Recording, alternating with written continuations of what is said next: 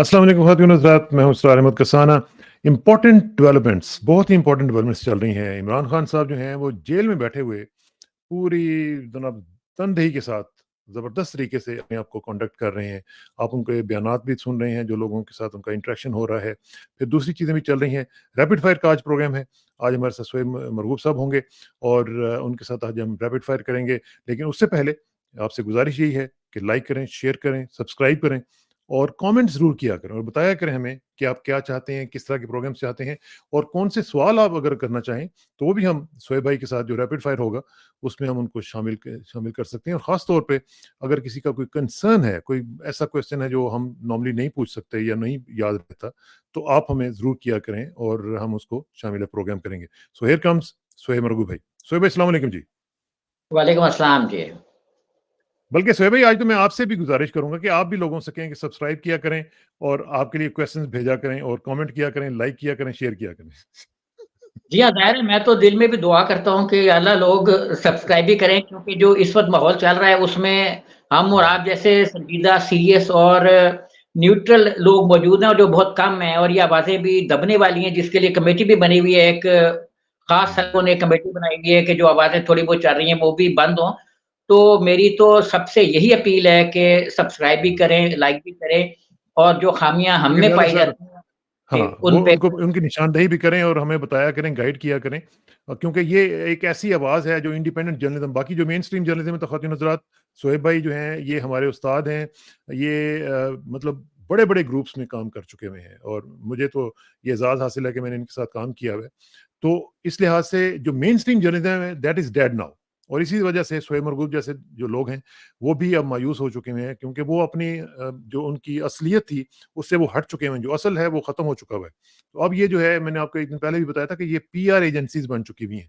सो अब independent journalism हम लोग जो बाहर बैठ के या अंदर बैठ के जो भी लोग कर रहे हैं, जो इंडिपेंडेंट जर्नलिज़्म है उसको सपोर्ट करना आपका फ़र्ज़ है और वो आप किया करें। Here comes the rapid fire. अच्छा जी सोहेब भाई, रेडी हैं, जी। तैयार हैं? जी, जी, बिल्कुल वेरी जी गुड। तैयार हूँ। अच्छा। अच्छा जी, एक चीज़ तो ये है कि बड़ा इम्पोर्टेंट जो सिलसिला चल रहा है, वो बड़ी जो डेवलपमेंट हुई है, वो जज बशीर साहब के हवाले से हुई है, कि वो उन्होंने कह दिया जी कि मैं जो बाकी मेरी रिटायरमेंट तक का जो पीरियड है, मैं उस पर तवील रुखसत पे जाना चाहता हूँ, बीमारी का बहाना उन्होंने शायद लगाया है। तो क्या इससे कोई अच्छी खबर आने वाली है? इमरान खान साहब रिहा होने वाले हैं? जी नहीं, देखें, जुडिशियल सिस्टम में बहुत से ऐसे लोग मिल जाएँगे जो उस खला को पूर कर देंगे जो जस्टिस बशीर के जाने से पैदा होगा। आप देखेंगे ठीक। चीफ जस्टिस अल्लाह नवाज़ थे लाहौर हाई कोर्ट के, उनसे उस वक़्त के गवर्नर साहब एक फैसला लेना चाह रहे थे, उन्होंने नहीं दिया। उनकी पेंशन रोक दी गई, उनके जो आगे के दिन थे वो रोक दिए गए, उनको ये बाकायदा ऑफ़र की गई कि हम आपको सुप्रीम कोर्ट में ले जाएँगे। उन्होंने अपने 3 साल के सुप्रीम कोर्ट की जजी जो है वो कुर्बान की और फैसला उन्होंने वही दिया जो इंसाफ के तकाज़ों के मुताबिक था। जस्टिस बशीर साहब ज़ाहिर है माज़ी में उनके फैसले काबिले तनकीद भी रहे हैं, हम भी करते रहे, लोग भी करते रहे। बहरहाल अब वो एक ऐसा फैसला करना चाह रहे थे जिसके इशारे उन्होंने पहले से दिए हुए थे। इसलिए उनको छुट्टी पर जाना पड़ा और हमें और आपको ये दुआ करनी चाहिए कि उनकी पेंशन बंद ना हो। जी। ठीक है, ठीक है। अच्छा, नवाज़ शरीफ साहब को हमने देखा है जी कि वो उन्होंने जो हफ्साबाद में जलसा किया, वैसे नवाज़ शरीफ साहब मुझे मौलाना मोहम्मद अली जौहर की तरह लगे जो कहते होते थे कि मैं मुख्तसर एडिटोरियल नहीं लिख सकता। तो ये इतनी मुख्तसर तकरीर जो उन्होंने की है वहाँ पे, वो क्या वजह थी? वो बहुत ज़्यादा खुश थे या मायूस हो गए हैं? देखिए मियाँ नवाज़ शरीफ साहब ने ये देखा कि उनका जलसे तो क्या सारे के सारे जितने भी अब तक 2-3 जलसे हुए वो सारे बढ़ गए। क्योंकि पब्लिक आई कोई नहीं और बड़े भारी अखराजात करना पड़ गए, घी के डब्बे कुछ सस्ते तो नहीं आते और ये भी सुना गया कि शायद इस पर किसी सतह पर ये एदाद-ओ-शुमार इकट्ठे हो रहे हैं कि कितने रुपए के घी तक़सीम किए गए। तो अब अच्छा। उनको ये समझ जी हाँ, अब उनको ये समझ आ गई कि हमारे जलसों में जो बिरयानी तक़सीम होगी उसके भी अगले लोग वीडियो और मीडिया पे ये चीज़ डालेंगे आने वाले दिनों में कि इन्होंने खर्चा कितना किया। और हुँ, तीसरी चीज़ ये कि उनको ये तो पता है कि हमने फ्यूचर का प्राइम मिनिस्टर बनना है। तो इसलिए वो उन्होंने कहा जलसे करने से क्या फ़ायदा है, ऐसे जलसों से अपने आप को एक्सपोज़ कर रहे हैं। उनके जलसों में लोग नहीं होते, सिर्फ़ बिरयानी की प्लेटें होती हैं जिन पर कुछ लोग आते हैं और जैसे मक्खियाँ आती हैं शहद के ऊपर वो चली जाती हैं। तो इस तरीके हुँ। से वो वोट भी नहीं और जलसों में ही नारे उनके खिलाफ लगना शुरू हो गए थे। यानी एक जो नेगेटिव है उसके अंदर से पॉज़िटिव पैदा हो रहा था ना, जैसे हम पहले भी एक में कह चुके हैं, मैं नौज़ुबिल्लाह नवाज़ शरीफ को शैतान नहीं कह रहा कि जी। फ़िरौन जो है वो उसके घर में पैदा हुआ अपना हज़रत मूसा अलैहिस्सलाम पैदा हज़रत हुए। मूसा। तरीके से मैं कह रहा हूँ कि जो बदी की कुव्वतें होती हैं या मनफ़ी कुव्वतें होती हैं, उसके अंदर से ही अल्लाह ताला फिर चीज़ों को पैदा करता है। तो ये चीज़ देखकर जी। नवाज़ शरीफ साहब घबरा गए थे कि उनके जलसों में इमरान खान ज़िंदाबाद के नारे लग रहे हैं। नारे लग रहे हैं, तो ये तो कंसर्न की बात है ना उनके लिए। अच्छा, एक हमारे जो सीनियर सहाफ़ी हैं, जिनको आप भी जानते हैं, हम भी जानते हैं, कामरान खान साहब, वो बड़े मतलब सिद्ध-ओ-मत से और ज़ोर लगा रहे हैं कि इलेक्शंस जो हैं वो ना हों। क्या वजह है? उनको क्या नज़र क्या आ रहा है? बड़े कभी किसी का ये बहाना लगाते हैं कि जी नहीं इलेक्शंस नहीं होने चाहिए, कभी मईशत का कहते हैं। क्या हो क्या रहा है जी उनको साथ? देखिए, मैं शुरू दिन से एक बात अर्ज़ कर रहा हूँ कि अगर वोट जो है वो कोई 30-40% किसी भी पार्टी को पड़ गया तो उसको हराना मुश्किल होगा। 55% से ज़्यादा वोट अगर कास्ट हो गया तो धांधली जो है ना वो तकरीबन इर्रेलेवेंट हो जाती है। तो ये हमने पिंडी के हल्के में भी देखा था एनए 55 में कि धांधली एक ख़ास हद तक हो सकी, बाद में नहीं हुई। हुँ, तो कामरान खान साहब ये चाहते हैं कि मुल्क में वोटिंग कम से कम हो और वो पीटीआई के वोटर्स को जो सारी वोट इलेक्ट्रॉनिक मीडिया के ज़रिए कर रहे हैं, वो अपना जो उनका डिजिटल मीडिया उस पर कर रहे हैं, तो चाह रहे हैं कि वो ठंडे पड़ जाएँ कि इलेक्शन तो होने कोई नहीं है, चलो ठीक है, सब्र कर लो। हाँ, तो हाँ। वो ये फ्रस्ट्रेशन पैदा कर रहे हैं पब्लिक में कि इलेक्शन नहीं होंगे। जब लेकिन काज़ी जो हमारे चीफ काज़ी हैं, उनको सबसे ज़्यादा पता है कि इलेक्शन होंगे, 8 फरवरी की तारीख उन्होंने मुकर्रर की है और वो हुँ, उस निज़ाम का हिस्सा हैं जो 8 फरवरी को इलेक्शन चाहता है। इसलिए मेरी दानिश में इलेक्शन 8 फरवरी को होंगे और पीटीआई जो है वो मैक्सिमम वोट कास्ट करने का बंदोबस्त करे, वरना थोड़े वोट अगर कास्ट हुए, वोटिंग ट्रेंड नीचे आया, हुँ। तो फिर आरटीएस के बैठने से बड़ा कुछ तब्दील हो सकता है। बहुत कुछ तब्दील हो सकता है। अच्छा, दूसरी तरफ मरियम नवाज़ को हम देख रहे हैं कि वो कहती हैं कि नवाज़ शरीफ तो कभी जूते छोड़कर मुल्क से नहीं भागे। बात तो वैसे सही लग रही है, वो तो हमेशा सूटकेस लेकर भागते हैं। तो क्या ये सच है उनकी बात जो वो कह रही हैं जी? जी हाँ, बिल्कुल, जूते तो नवाज़ शरीफ ने कभी नहीं छोड़े, उनके तो जो जूते हैं वैसे तो अगर छोड़ जाते तो वो भी काफ़ी महँगे होते हैं, लोगों के काम आ जाते। उन्होंने जो सूट वगैरह उस वक़्त सिलवाए थे, वो एक उनका जो टेलर है उसने मुझे बताया कि 18 हुँ। ब्रीफ़केसों में उनके सूट आए थे, 18 ओह हो! ब्रीफ़केसों में। तो ये जो और वो अपने 11-12 मुलाज़मीन को लेके गए थे, उस ज़माने में मीडिया में काफ़ी चर्चा हुआ था कि इतने मुलाज़मीन गए, ताकि पाँव दबाने के हुँ। लिए भी मुलाज़मीन गए थे। तो नवाज़ हाँ, शरीफ बिल्कुल। बड़े लेवल अपने आप को वो अपना अपने खर्चे वगैरह करते रहे और आप ये भी देखें कि जब उनके 9 उसके सॉरी 12 अक्टूबर के बाद जब सारा कुछ हुआ, तो उनके इवन घर में से ऐसे बेड और ऐसे वॉशरूम के अंदर से जो चीज़ें बरामद हुई, वो भी नाकाबिले बयान है। मैं यहाँ बता नहीं सकता कि उन्होंने तो हुँ। मालिशिये रखे हुए थे, जो मतलब सिखाते थे कि मालिश करनी कैसे है और वो हवाई जहाज़ों में मतलब चार्टर्ड प्लेन्स में वो मालयशिया आके इस्लामाबाद में ट्रेनिंग देके मास्टर ट्रेनर मालयशिया थे। तो ओह ऐसे हो! माहौल में रहने वाले नवाज़ शरीफ के लिए जूते छोड़ना जो है ना बेईमानी बात होती है, वो तो बेईमानी। सारा कुछ लेके गए, समेट के गए।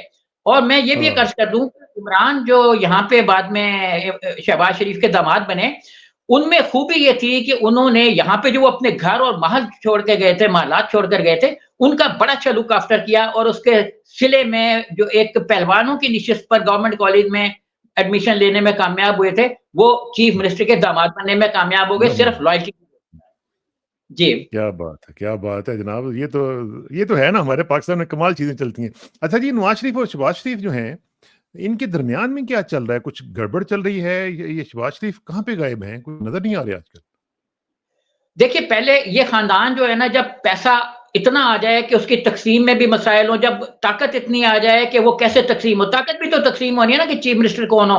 हुँ, बीच में एक बिल्कुल। ये आया कि मरियम नवाज़ पंजाब की चीफ़ मिनिस्टर होंगी और मरियम नवाज़ और फेडरेशन में नवाज़ शरीफ साहब रूल करेंगे। शहबाज़ को हुँ, नज़र आया कि मैं मंज़िल में हूँ ही नहीं।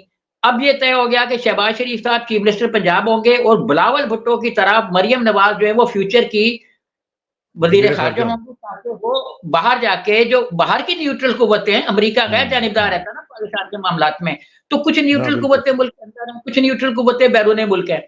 तो बाहर की न्यूट्रल कुव्वतों के साथ उनको बातचीत करने में, उनके साथ एफ़िलिएट करने में उनको आसानी होगी। लेकिन हुँ, सुना ये है कि जो असल न्यूट्रल हैं, उन्होंने जो लिस्टें बनाई हैं, उसमें मरियम नवाज़ का कहीं ज़िक्र नहीं है। तो नवाज़ अच्छा। और शहबाज़ के अंदर जो इख्तिलाफ़ात हैं, वो एक्चुअली उस अल्लाह ताला के निज़ाम का हिस्सा है कि हमने इस कुव्वत को पूरे उतनी ताकत नहीं देनी कि ये पूरे पाकिस्तान को हड़प कर जाए। देखिए, मैं फिर हुँ। कहूँगा कि अल्लाह ताला के निज़ाम में नवाज़ और शहबाज़ में इख्तिलाफ़ राय मौजूद होना ज़रूरी है, ताकि ये पूरे पाकिस्तान को हड़प ना कर जाए। जी। हाँ। बहुत इंपॉर्टेंट बात की आपने। अच्छा, एक और चीज़ जो है जिस पे मुझे बड़ा शदीद कंसर्न है और मुझे यकीन है कि आप भी उसके ऊपर कंसर्न्ड होंगे, वो ये है कि इलेक्शन कमीशन ने 25 करोड़ जो हैं वोट प्रिंट करवाने का ऐलान किया है। ये मुझे बताएँ कि ये इतने ज़्यादा वोट जो हैं ये हमारे पास तो इतने वोटर्स ही नहीं है, तो इलेक्शन कमीशन इतने वोटों का करेगा क्या? देखिए, एक तो इलेक्शन कमीशन हर बार 2-1 करोड़ वोट इज़ाफ़ी छापता है, क्योंकि देखिए ना, कहीं फ़र्ज़ करें कि जी हुँ, अपना किसी पोलिंग स्टेशन पे 601 वोट है, तो वहाँ पे जो पैकेट जाएँगे वो तो 700 के जाएँगे। हुँ, तो इस ठीक। तरीके से मुख्तलिफ जगहों पे कहीं 103 वोट है तो पैकेट 200 के जाएँगे। तो नॉर्मली जो 2-3 करोड़ वोट है वो ज़्यादा प्रिंट किया जाता है। तो इस वक़्त इनको चूँकि 12 करोड़, सवा 12 करोड़ वोटर है, तो इनको मैक्सिमम वोट जो है वो छपवाना चाहिए था 15 के करोड़ के आस-पास। हुँ, हुँ, इस वक़्त हुँ, कम से कम 9 करोड़ वोट जो है वो एडिशनल छापा गया है। और चीफ इलेक्शन अच्छा। कमिश्नर ने चूँकि दरवाज़े बंद कर दिए इलेक्शन कमीशन के सहाफ़ियों पर। ये वही सिचुएशन है जो 4 हल्के खोलने के दिनों में, जब आपको याद होगा ना कि नादरा के दफ्तर में और इलेक्शन कमीशन के दफातर में रात गए तक काम होता रहा था और इमरान खान ने भी कहा था बत्तियां जली हुई हैं।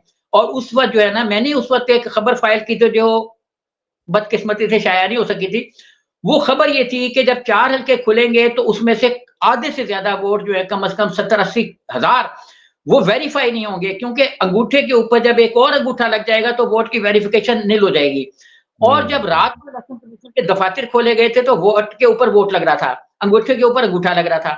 अब भी चूंकि इलेक्शन कमीशन ने दरवाजे बंद कर दिए, जहां भी दरवाजे बंद हो आप सस्पिशियस हो जाए कि कुछ ना कुछ काला है। हुँ, अगर दाल में हाँ, काला नहीं होगा तो मुझे तो शफाफियत का तो तकाजा है कि आप दरवाजे खोलें और कहीं यहाँ चेक कर लो क्या हो खोल रहा है। लें। हुँ, अच्छा, हुँ, सेकंड सही इलेक्शन बात है। कमीशन पहले मुस्तफी हो चुके हैं, उसके बाद 3 जो इलेक्शन कमिश्नर हैं सूबाई, उनकी तब्दीलियाँ हुई जो हमने पिछले प्रोग्राम में डिस्कस की, बलूचिस्तान की, सिंध की हाँ, और हाँ, पंजाब की। पंजाब में वो लोग लाए गए, वो मेंबर बतौर इलेक्शन कमिश्नर सूबाई लाए गए जिनके पर बलूचिस्तान में एतराज़ किया गया था। तो मतलब जो हुँ, बलूचिस्तान में काबिल एतराज़ थे वो पंजाब में बिल्कुल सही सेट फिट हो गए। काबिल कबूल हो। तो ये हाँ, सारे उस कड़ियों को बताते हैं कि कोई खास डायरेक्शन में ये नताइज को ले जाना चाहते हैं। हुँ, एमक्यूएम ने हुँ, भी ये जब इलेक्शन हुए थे अपना 2018 के भी, 2013 के भी, तो उनका सिर्फ एक मुतालबा होता था कि आप हमें एक पैकेट दे दें। उससे उनको ये हो जाता था कि पैकेट छपे कैसे हैं? हर हाँ, हल्के का एक-एक पैकेट दे दें, छपे कैसे, बाकी हम खुद कर लेंगे। तो कर लेंगे। वहाँ तो इलेक्शन कमीशन ने वैसे ही, आप यहाँ पे भी देखें, हमने पिछले प्रोग्राम में भी डिस्कस किया था कि अलीम खान के हल्के हुँ, में जो वोट पैटर्न आया था, वो उसमें जाली वोट 5000 के करीब कास्ट होने का पता भी चल गया था, जिसका अमीरुल अज़ीम ने भी अपना एक मसला उठाया था और ये हुँ, सरकारी तौर पर डाले गए थे। तो अंदेशा डाले गए। ये है, पोलिंग डे पर पहले से ही या तो बैलेट बॉक्सों में वोट पड़े होंगे या बैलेट बॉक्सों के वोट कहीं पहले से ही कई हजार वोट जो है गिनती में जा चुके होंगे, जो जिनका पता ही नहीं होगा, घोस्ट पोलिंग स्टेशन होंगे। हुँ, तो ये बड़ा आगे आप देखें कि जब लोग वोट डालने जाएंगे तो उनको पता लगेगा कि उनका पोलिंग स्टेशन यहाँ नहीं है, वहां है। जी। हुँ, और यही डर भी है, लोगों का खौफ भी यही है क्योंकि लगता यूँ ही है कि पहले से मामला जो है वो तय हो चुके हुए हैं, सारा सिस्टम जो है वो बना लिया हुआ गया है, तो ये बड़ा खतरनाक होगा। लेकिन दूसरी तरफ थोड़ी देर के लिए ज़रा केपीके में चलते हैं, वहाँ पे परवेज़ खटक साहब जो हैं, वो पीपल्स पार्टी के कदमों में जा गिरे हैं, वो तो कहते थे मैं इमरान खान से बड़ा लीडर हूँ, उनको क्या हो गया? देखिए, वो उनका वजन इतना है कि वो कदमों में गिरेंगे तो अगले को फर्क कोई नहीं पड़ना। देखिए ना, एक हल्का सा आदमी हाँ, गिर गया है जो हवा से उड़ सकता है, तो उनका हुँ, सियासी वेट उतना ही है जितना उनका जिस्मानी वेट है। तो अब आप देखें कि वो कह रहे थे कि मेरे पीपल्स इनको पीटीआई को कैंडिडेट्स नहीं मिलेंगे और मैं पीटीआई का पूरे पाकिस्तान में सत्यानाश कर दूँगा। तो वो हुँ, खुद अपना सत्यानाश करवा बैठे हैं और पीपल्स पार्टी से अपने ज़ाहिर है 2-4 हलकों की भीख माँग रहे हैं जो उन्होंने नहीं दी। तो ये उनके लिए बड़ा बुरा वक़्त है और जो भी पीटीआई हुँ, के अंदर है, वही असल आदमी है, जो पीटीआई से असल बाहर है, वो ज़ीरो है। अय्याज़ कोई भी नहीं मीर की समझा। स्टेटमेंट आप ध्यान में रखें, जो उन्होंने कहा था कि हमें इस बार ना मंशूर की ज़रूरत है, ना किसी हुँ, दस्तूर की ज़रूरत है, दस्तूर में जो पार्टी का दस्तूर है। हुँ, हमें हुँ, सिर्फ़ इमरान खान की ज़रूरत है, हमें वोटर के पास जाने की ज़रूरत नहीं है। वोटर जब मैं कहता हूँ कि मैं इमरान खान का कैंडिडेट हूँ, तो वोटर मेरे पास आके कहता है हम आपके हुए। तो क्या ये बात है! उन्होंने भी कहा और हम भी कह रहे हैं कि ये पाकिस्तान की हिस्ट्री में पहली मर्तबा हो रहा है और ऐसा मेरी दानिश में 1971 में ईस्ट पाकिस्तान में हुआ था, जब वोटर ने कहा हुँ, था अवामी लीग को कि हम आपके हैं और वो जेल में वाह! थे और वोट पड़ गए थे। तो सही बिल्कुल अब बात। भी ऐसा ही होगा। इसी तरह एक और बड़े लीडर हैं मोहतरम जहांगीर तरीन साहब। वो जाके नून लीग के पाँव में गिर गए हैं। अब ये जो उन्होंने इत्तेहाद किया है नून लीग के साथ, इसकी क्या आप रेमिफिकेशंस देखते हैं? क्या इनको ये आगे लेके जाएगा या इनको ये तबाह कर देगा? देखिए 0 प्लस 0 प्लस 0 अब इसमें हम क्या कहें कि 0 तो हमेशा 0 रहेगा और 0 अगर हाँ, 100 के साथ मल्टीप्लाई किया तो वो भी 0 हो जाता है। पाकिस्तान की पॉलिटिक्स में ये बिल्कुल ज़रूरी नहीं है कि अगर कहीं अलायंस हो तो वोट उसी पैटर्न पे पड़े कि जितना वोट जिसका है उसको चला जाए। पीपल्स हुँ, पार्टी ने जेयूआई के साथ अलायंस किया था बेनज़ीर ने इलेक्शन में, लेकिन केपीके में उनके वोट कम हो गए थे, पढ़ने की बजाय कम हो गए थे। तो बाद औक़ात नेगेटिव इम्पैक्ट भी आ जाता है कि एक दीनी जमात क्यों एक औरत की सरबराही में जा रही है। तो ये हाँ, बिल्कुल ज़रूरी नहीं होता जब मैंने ऐसा आर्टिकल लिखा था तो इरशाद अहमद हक्कानी साहब ने मेरी फाइल पर लिखा था कि टर्मिनेट हिज़ सर्विसेज़। तो अच्छा, उस पर फिर एमएसआर साहब बैरून मुल्क होते थे, ये बड़ी बहस हुई थी मेरी और उनकी। एमएसआर साहब को तो पता था कि वो बड़े हुँ, पक्के पीपल्स पार्टी के हैं। मैंने इसी तरह लिखा था कि इंटीरियर सिंध में एक सीट पीपल्स पार्टी की कम होगी। उनका कहना ये था कि पीपल्स पार्टी तो इंटीरियर सिंध की ज़बरदस्त पार्टी है और जब ग्रुप अलायंस बना है तो वोट बैंक बढ़ना चाहिए। तो ये बिल्कुल ज़रूरी नहीं होता कि वोट बैंक बढ़ जाएगा अगर पार्टियाँ अलायंस कर लें। नंबर 1 नंबर 2 हुँ, ये है कि वो जो कह रहे हैं कि हमें इतनी सीटें चाहिए, 51 सूबाई सीटों पे उन्होंने कैंडिडेट्स खड़े किए हैं। और अलायंस जो है उनका उनको 1.5 दर्जन सीटों पर उनका अलायंस हुआ है नून के साथ। इसी तरीके से नेशनल असेंबली में भी उन्होंने 20 माँगी थी, उनको 7-8 की खैरात मिली है। तो अभी भी उनका भी दामन जो है ना वो डिफर्ड खतरे से खाली नहीं है हुँ, क्योंकि वो ये कहते फिर रहे हैं कि जो नून लीग के कैंडिडेट हैं और इसके इस्तेकाम पार्टी के कैंडिडेट हैं, वो ये कहते फिर रहे हैं कि अल्लाह के वास्ते नून लीग अपने जो इंडिपेंडेंट कैंडिडेट्स खड़े हुए हैं उनको बिठाए। एक्चुअली उनकी हाँ, ये प्ली है कि दीगर कैंडिडेट्स को बिठाया जाए, इंडिपेंडेंट से मुराद नून लीग के इंडिपेंडेंट तो हुँ, 0 हैं। इंडिपेंडेंट सही बात। पीटीआई के उनको बिठाया जाए, इशारा वही है जैसे नवाज शरीफ साहब ने 2013 में कहा था कि मुझे भारी मैंडेट चाहिए। ये इशारा हाँ, वोटर को नहीं था, ये इशारा उनको था कि हाँ, जिन्होंने भारी मैंडेट देना था, जो जिन्होंने जो 8 दिलवाते सीटों हैं। पे जाना था हुँ, और हुँ, जिन्होंने 24 करोड़ वोट इस वक़्त छपा लिए हैं। जी। और जिन्होंने ख्वाजा आसिफ को जितवाया था फ़ोन लेके। अच्छा, हाँ, वो एक वेंटिलेटर एक पे थे, तो वेंटिलेटर से वो सीधा वॉकिंग और जॉगिंग पे चले गए। सही बात। अच्छा, एक और इम्पोर्टेंट डेवलपमेंट हुई है, जो कि अनएक्सपेक्टेड थी और वो हुई है मलिक रियाज़ साहब के हवाले से। उनकी कुछ प्रॉपर्टीज़ को अटैच किया गया है। वो पता चला है कि वो कहाँ पे हैं? उनकी कोई खबर इधर-उधर से कुछ मिली हो आपको? जी हाँ, बिल्कुल, बहुत अच्छी आपने ये बड़ा करंट अफ़ेयर इस वक़्त है कि मलिक रियाज़ जो किसी ज़माने में हुकूमतें करते रहे, वो तो इनर गवर्नमेंट थे ना, गवर्नमेंट के अंदर गवर्नमेंट थी और बिल्कुल। वो सारा कुछ कर रहे थे। तो इस वक़्त वो बड़ा ज़बरदस्त तरीके ज़ेर-ए-ताब हैं। वो ज़ेर-ए-ताब इसलिए नहीं है कि वो कोई बड़े करप्ट आदमी हैं, करप्शन पे अगर उन पे एलिगेशंस होते तो बहुत पहले अंदर होते। उन्होंने पीपल्स ठीक पार्टी के बात। दौर में दवा के करप्शन की, उन्होंने नवाज़ शरीफ के दौर में दवा के करप्शन की, फिर उन्होंने आशिया हाउसिंग स्कीम में भी कहते हैं कि मैंने 90-93 करोड़ रुपया दिया, वो उसका भी नहीं पता कहाँ गया।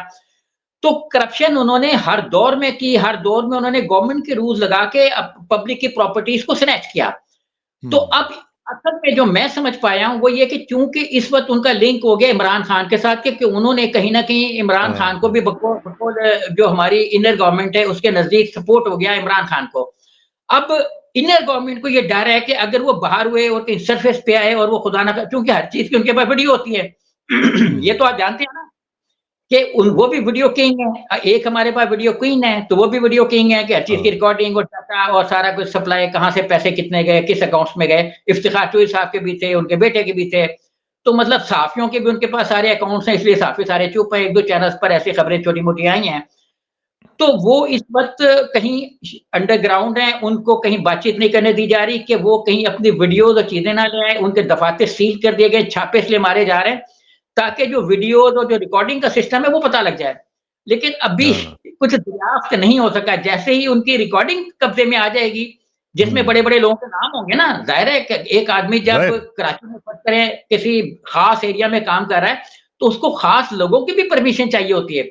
उसकी भी उन्होंने वीडियो शूट एब्सोल्यूट करी होगी, पैसे-वैसे दिए होंगे। तो ये सारे मामला जब तक नहीं होंगे उस हद तक वो किस मंज़र पे नहीं आएँगे और उनके सारे माली वसाइल इसलिए फ्रीज़ कर दिए गए हैं ताकि वो कोई अच्छे वकील भी ना कर सकें। ना कर अच्छा सकें। उनको ठीक पीटीआई है। से पहले लड़ा दिया गया उनकी वीडियोज़ लीक करके उन्हें पीटीआई से लड़ा दिया गया ताकि पीटीआई उनके सपोर्ट में ना आए। अच्छा अब मैं यहाँ हुँ, एक एडिशन करूँगा कि जी। उन्होंने यूसुफ रज़ा गिलानी को भी कोठियाँ बना के दी थी डिफेंस में। उन्होंने हुँ, हाफ़िज़ ज़रदारी को भी बहरिया टाउन में महल बना के दिया था। तो जहाँ चीज़ें फ्रीज़ हो रही हैं, वहाँ जो कोठियाँ बनाकर दी गई हैं साबिक वज़ीर-ए-आज़म को और साबिक सदूर को, वो भी ज़ब्त की जाए। उनके तमाम वो प्रॉपर्टीज़ भी हुँ। ज़ब्त की जाए जो उन्होंने साफ़ियों को तक़सीम की, गिलानियों को तक़सीम की, कुरैशियों को तक़सीम की, कहीं भी की। देखिए मेरा और इशारा बिलावल हाउसेज़ भी बनाए। हाँ, हाँ, वही ये उसी के तरफ इशारा कर रहा हूँ ना, जिसके जो हाँ, हाँ। कई किलोमीटर तक उसके रेडियस है, तो हाँ, इन चीज़ों बिल्कुल। को भी ज़ब्त होना चाहिए। वो भी होना चाहिए। अच्छा, एक वीडियो और भी आपने देखी होगी, वो चकवाल से आई है। वहाँ पे हमने देखा कि मुस्लिम लीग का जो उम्मीदवार है, वो बड़ी जनाब ज़बरदस्त किस्म की शख्सियत लग रहे थे और वो कह रहे थे कि अपने बच्चों पर नज़र-ए-फ़ानी ज़रा रखें, नज़र-ए-ख़ालिस भी रखें और उनके ऊपर ख़ास नज़र रखें क्योंकि आपके जो बच्चे हैं, वो आपके खिलाफ जा सकते हैं इस इलेक्शन में। तो यही क्या हो रहा है कि इनके घरों के अपने बच्चे ही इनके खिलाफ हो गए? देखिए जी, ये कैसा दुश्मन है जो बच्चों से डरता है, देखा ना? सही ये है। ये वो हाँ, दुश्मन है जो बच्चों से डरता है, अपने ही बच्चों से डरता है, सगी औलाद से डरता है। हुँ, इससे आप अंदाज़ा लगाएँ कि देखें घर वाले तो बेहतर जानते हैं ना कि अब्बू कैसे हैं। घर वाले तो हुँ, बेहतर जानते हैं कि उनके वो जो खा रहे हैं, वो किस चीज़ का खा रहे हैं, हलाल का खा रहे हैं कि हुँ, हराम का खा रहे हैं। तो सही इस बात वक़्त है। नई नस्ल क्योंकि निस्बतन ज़्यादा बाशऊर है, उसको मुल्क की ज़्यादा फ़िक्र है, उसको इस चीज़ की फ़िक्र है कि अगर मैंने मुल्क के लिए कुछ ना किया तो ये खुदा ना ख़ास्ता मुआशी बदहाली का हुँ, शिकार हो जाएगा और हम आईएमएफ के सामने प्याले लिए खड़े ही रहेंगे। तो हाँ, वो इस सही बात वक़्त इतनी बाशऊर है कि वो अपने अब्बू के नक्शे कदम पे नहीं चलना चाहती। तो है। अब वो हुँ, सारे जिस तकरीब का आपने ज़िक्र किया है, उसमें वहाँ के सारे नेशनल असेंबली के कैंडिडेट उस वीडियो में मौजूद हैं, एक इकट्ठे लाइन थे। में बैठे हाँ, हुए इकट्ठे। हैं। हाँ, हाँ, या एक लाइन में तशरीफ़ सही फरमाएँ है। और सारे के सारे अपने बच्चों से डर रहे हैं। अब बच्चों की तादाद होगी 2, 3, 4, 5 और बाप तो एक ही होना है ना। तो अब और सही ख़वातीन भी उनके खिलाफ हैं। अब जो वो वहाँ पे खुतबा दे रहे थे साहब बता रहे थे, उन्होंने ये नहीं बताया कि अपनी बेगम से भी डरो। तो वो क्योंकि वो भी सही पीटीआई के साथ है। तो वो वो भी हो सकता अकेले हैं है। और अच्छा 5-4 जी। हाँ, ये पीटीआई का जो आपने बताया है, इसकी जो एक वो वेव जो है, उसमें हमने देखा है कि जो इलेक्शन सिंबल्स इन्होंने दिए थे अपनी तरफ से तो इन्होंने मज़ाक किया था। किसी को बैंगन दे दिया, किसी को प्याज़ दे दिया, किसी को कुछ दे दिया, किसी को कंघी दे दी, किसी को वाटर टरबाइन दे दी है। तो इन्होंने पीटीआई ने वैसे कमाल किया है कि इन्होंने वो जो इलेक्शन सिंबल्स थे, उनको भी उन्होंने बड़ा ज़ब ज़ेहानत के साथ वो सारा कुछ कर दिया है। अब ये कैसे इसको हैंडल करेगी ये जो केयरटेकर गवर्नमेंट है? इसको देखिए वो एक शार्क आती है ख़ास मौसम में जो तारों को काट के बराबर कर आज भी देती आई है। हुई थी। हाँ, आज भी आई हुई कल थी सुना हाँ, कल जो हाँ। क्या हमारे हमारे वक़्त के मुताबिक कल रात आई हुई थी। तो वो हुँ। यूट्यूब और ट्विटर वगैरह सुस्त पड़ गए थे, जिस पे उन्होंने भी चालाकी की कि जैसे ही पोस्टपोन कर दिया। तो ये जो शार्क है ये काफ़ी खतरनाक है, लेकिन शार्क का बंदोबस्त है हुँ, वीपीएन सिस्टम। तो लोगों ने वीपीएन भी लगा लिया जो हुँ। नई नस्ल तो आज चालाक तो है, अब्बू जी वीपीएन नहीं लगा सके लेकिन बच्चों ने तो बहरहाल वीपीएन पे अपना जलसा-वलसा जो लगा करना दिया। था कर लिया। हाँ, तो हाँ, और वो पता भी नहीं लगता कि कौन कहाँ बैठ के देख रहा है। तो हाँ, ये चीज़ सही है। बहरहाल इनके लिए बहुत डेंजरस होगी कि ये अब आप देखें कि एक कोई तकरीबन ना 3 मिनट की वीडियो है। वो है हुँ। बैंगन पे ही। आपने बैंगन का ज़िक्र किया, मैं बैंगन का कर इस वक़्त बैंगन जो है ना बाद शहरों में खत्म हो गए हैं, दस्तयाब नहीं है।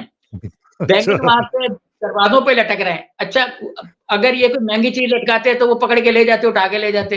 तो अब जो हमारे नेकनाम किस्म के इदारे हैं, पंजाब पुलिस या कोई और पुलिस किस्म की चीज़ें, तो वो बैंगन उतार के कहाँ से लेके जाएँगे? बैंगन लटक रहे हैं पूरे बाद देहात में, शहरों में। अब एक वीडियो बनी है जिसमें है कि हमने तो बीज डाले कोई नहीं, ये बैंगन कैसे उग गए? और वो बैंगन उग गए, फिर उन्होंने वो जमा किए टोकरी में, फिर वो हुँ, एक बेगम साहिबा जो हैं वो अपने मियाँ को कहते हैं कि हम ये मार्केट में बेचेंगे, इससे हम अपनी मईशत भी ठीक करेंगे, मतलब पीटीआई हाँ, मईशत भी ठीक करेगी और इससे हम बच्चों को भी पढ़ाएँगे, यानी हम हमारा फ्यूचर हाँ, का माशरा तालीम याफ़्ता होगा और इससे हम क्या अपने बात! दीगर काम भी करेंगे और जो बचेंगे वो हम फलाही कामों में दे देंगे।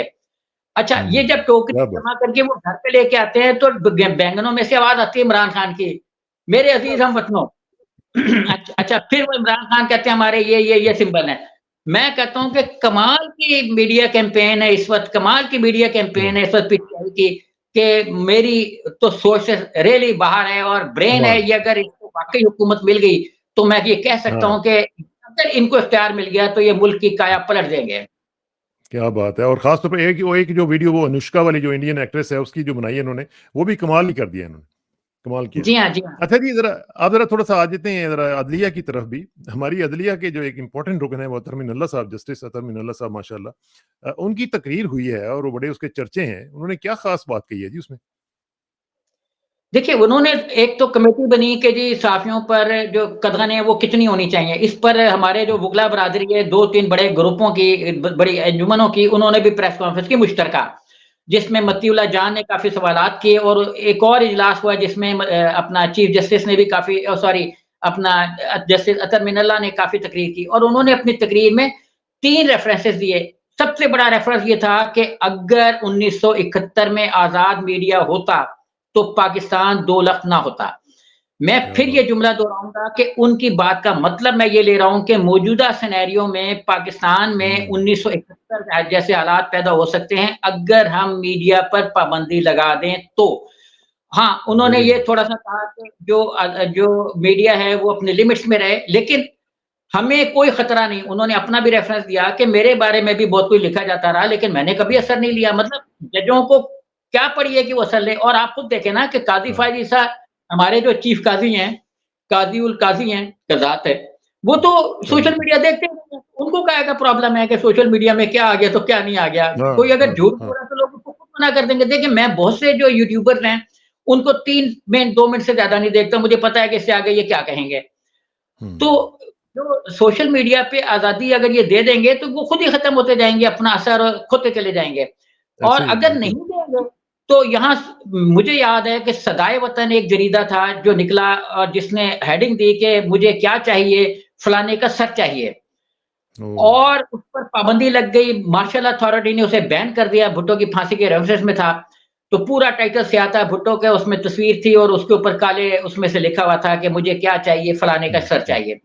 हुँ, अच्छा ये ब्लैक होगा 3 लाख जब उस वक़्त सितंबर अक्टूबर में जब ज़बरदस्त अपना सेंसर भी आया जनरल ज़िया का, तो ये 3 लाख के करीब बिका और वो आदमी जर्मनी चला गया जो और वो अब मतलब उस वक़्त करोड़पति हो गया होगा।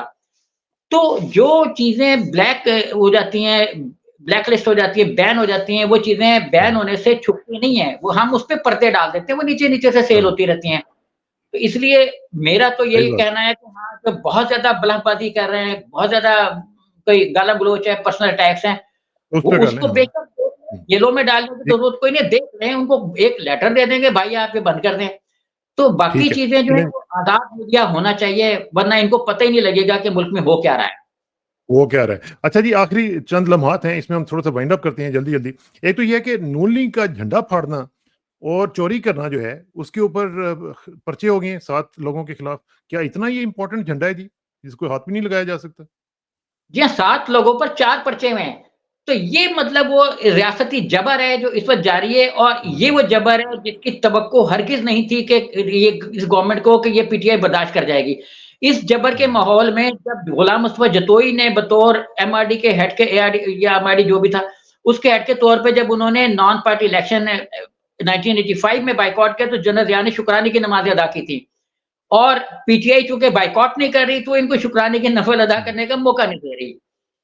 हाँ, सही बात है। जी। अच्छा एक थोड़ा-सा ज़रा इस पे भी कमेंट कर दें कि बिलावल साहब ने बड़ी इंपॉर्टेंट स्टेटमेंट दी है। उन्होंने कहा जी कि मैं और नवाज़ शरीफ दोनों नाअहल हैं और साथ उन्होंने ये भी कह दिया कि नवाज़ शरीफ झूठे भी हैं। जी हाँ, बिल्कुल, बिलावल की स्टेटमेंट पे पीपल्स पार्टी के टिकट से खत्म कर देने चाहिए और नवाज़ शरीफ के टिकट भी खत्म कर देने चाहिए क्योंकि झूठों ने और नाअहल लोगों ने दिए हैं। इलेक्शन कमीशन इस स्टेटमेंट का बिल्कुल, सख्त तरीन नोटिस ले और जो हमारे इदारे हैं हुँ, वो भी नोटिस लें कि मुल्क में वो लोग इलेक्शन लड़ रहे हैं जो नाअहल हैं और जो झूठे भी हैं। तो झूठे भी हैं। आर्टिकल जो इनके ये 61 एफ एफ है, वो 62 एफ वो नाफ़िज़ करके इन दोनों को नाअहल कर दें, इलेक्शन से बार-बार कर नाइल दें। कर बड़ा अच्छा तरीका है वैसे इनसे जान छुड़ाने का। अच्छा आखिर में चंद चंद सेकंड्स में ये भी बता दें कि इमरान खान ने कहा है कि मुझे सिर्फ़ एक जलसा करने दें और फिर देखें क्या होता है इनके साथ। क्या चैलेंज बिल्कुल दिया सही उसने? कहा। एक जलसा जो है ना जैसे वो है ना एक साला मच्छर, तो एक जलसा इमरान खान का इस पूरे जो इनके निज़ाम है उसको बुलडोज़ कर देगा। इमरान हुँ, खान इस वक़्त पाकिस्तान की पॉलिटिक्स का मैं ये फिर कहूँगा कि 71 में जो बड़ी जमातें थी उनसे भी ज़्यादा पॉपुलर लीडर है भुट्टो और शेख मुजीब दोनों को मिला लें तो इमरान खान बनता है। मतलब ओह पावर हो, और हो! पॉलिटिकल डिस्टेंस के हिसाब से और वो ये कह रहा है कि मेरे साथ डायलॉग करो। अगर डायलॉग ना हुए, तो आपको पता है कि जब डायलॉग ना हो, तो दुनिया में क्या होता है? क्या होता है, क्या होता है? अच्छा जी, एक अफ़सोसनाक जो है बात हुई है कि एलिजेडली एमक्यूएम ने हमला किया है पीटीआई के एक ऑफ़िस में कराची में। तो उसमें काफ़ी लोग ज़ख्मी भी हुए हैं, मैंने उसकी वीडियो भी देखी है। तो ये तो इस तरह नहीं होना चाहिए ना, ये तो कैंपेन के खिलाफ है, उसकी उसकी बिल्कुल सेंटिमेंट के खिलाफ है। देखिए, आपने भी पर्चों का ज़िक्र किया, तो पर्चे उस पे भी हो गए, पर्चे मरियम के खिलाफ नारे लगे जलसे में, मरियम औरंगज़ेब के, तो उस पे भी पर्चे हो गए। हुँ। लेकिन पर्चा नहीं हुआ तो इमरान खान पे कातलाना हमला हुआ, उसका पर्चा इमरान की मंशा के मुताबिक नहीं हुआ। ये पर्चा भी एमक्यूएम की मंशा के मुताबिक दर्ज होगा, जो एस्टेब्लिशमेंट कराची की है, हुँ। जो कराची की एडमिनिस्ट्रेशन है, वो इसका पर्चा इमरान खान के खिलाफ दर्ज करेगी कि उसने जेल में बैठ के जो कहा कि मुझे एक जलसा करने की इजाज़त दो, तो ये उसकी वजह से हुँ। हो गया। और मुझे तो हुँ। डर है कि कहीं ये ना जो ईरान के साथ इनकी कशीदगी हुई है, वो उस पे ना डाल दें, इमरान खान उस पे। पे ना डाल जिस अच्छा, तरह का आखिरी निज़ाम आखिरी था। सवाल ये है, आखिरी सवाल ये है, वो थोड़ा-सा ज़रा हट के है, और वो है शुएब मलिक का। सुना है कि उन्होंने एक शादी कर ली है, एक और शादी कर ली है, और सानिया मिर्ज़ा के साथ उनका ताल्लुक ख़त्म हो चुका है। हालाँकि उनका मेरा ख़्याल उसमें से एक बेटा भी है। तो मुझे तो उसपे अफ़सोस हुआ कि तलाक कहीं भी आदमी सुनता है तो उसके ऊपर अफ़सोस तो होता है। तो इसको आप किस तरह देख रहे हैं जी? देखिए, ये जो बड़े और मारूफ लोगों की शादियाँ होती हैं ना, ये आम तौर पर ग्लैमर का एक बंधन होता है कि 2 ग्लैमर हैं, वो आपस में जुड़ जाते हैं और उस ग्लैमर को मैग्नीफाई करते हैं, और फिर जब उनके सारे बेनिफिट्स हासिल हो जाते हैं, तो वो एक नई ज़िंदगी की तरफ चले जाते हैं। अभी हुँ। इसमें भी यही हुआ है, दोनों माशाल्लाह तजर्बाकार लोग हैं, दोनों एक-एक एक सना साहिबा एक शादी कर चुकी हैं, शुएब साहब की इनकी ये मलिक की ये दूसरी तीसरी शादी है। तो अल्लाह हुँ। मुबारिक करे कि वो यहीं टिक जाएँ दोनों, और टिक के जो है ना अपनी शादी को चलाएँ। तो हम तो चलाएँ दुआ और कर सकते हाँ। हैं, बाकी तो हम हाँ, ज़ाहिर है दुआ कर कि सकते हैं। देखेंगे, लेकिन मुझे हम थोड़ा-सा भी इस लिहाज़ से देखेंगे। ये हुआ है, एक लिहाज़ से ये मुझे ज़रूर हुआ है कि कम से कम सानिया मिर्ज़ा साहिबा जो थीं, वो हमारे भारतीय मुल्क से थीं, यानी हमारे हमसाया मुल्क से थीं। तो एक अच्छा था ताल्लुक, चलें दोनों ममालिक में कम से कम आने-जाने का एक सिलसिला था, तो वो भी इन्होंने काट दिया है, तो हमारे ताल्लुकात वैसे ही ख़राब रहते हैं, तो अब मज़ीद जो है वो उसमें टेंशन आ जाएँगी। तो एक अच्छा तरीका था जिसको कंटिन्यू करना चाहिए था। एनीवे, ये उनकी अपनी पर्सनल चॉइस है। विश देम बेस्ट लक, और सोहेब भाई आपका बहुत-बहुत शुक्रिया। इंशाल्लाह आपसे राब्ता रहेगा। Thank you very much and see you soon इंशाल्लाह। अस्सलाम वालेकुम। अस्सलाम वालेकुम।